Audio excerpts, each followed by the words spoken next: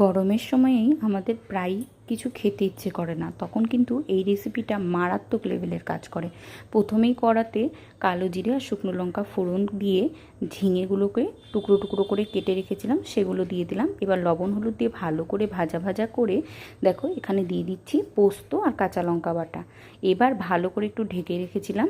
তারপরে জলটা ফুটে উঠলে ছোলার ডাল আর কাঁচা লঙ্কা বেটে এখানে রেখে দিয়েছিলাম, সেগুলোকে বড়ার মতো জলের উপরেই বসিয়ে দিলাম। এবার গ্যাস কমিয়ে ঢাকা দিয়ে রাখবো বড়াগুলো যতক্ষণ না সেদ্ধ হচ্ছে। তোমরা যেরকম ঝোল চাইছো সেরকম রাখতে পারো, আমি এখানে গা মাখা করে তরকারিটা করেছি। তারপর ওপর থেকে দুটো চেরা কাঁচা লঙ্কা দিয়ে ডালের বড়াগুলো সেদ্ধ হয়ে গেলে নামিয়ে ফেললেই গরম ভাতে এই ঝিঙের জল বড়াটা একদম রেডি হয়ে যায়, কোনো রকম খাটাখাটনি ছাড়াই। খুব সুন্দর একটা রেসিপি এটা, খেতে কিন্তু অসাধারণ লাগে, গরম ভাতে জাস্ট জমে যায়।